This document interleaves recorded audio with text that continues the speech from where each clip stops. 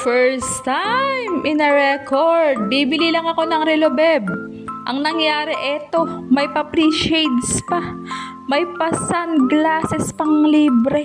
At hindi lang yon, may palibre pang sing-sing, oh. Oh, stainless yan. San ka pa? At may palibre pang bracelet. O, diba?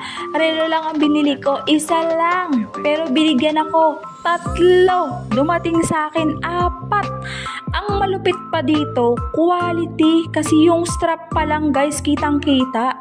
Original. At tingnan nyo, water resistant yan. O, luminous, tapos water resistant pa. No, mga bossing, ganyan yan. Battery operated Japan movement quality yung relo.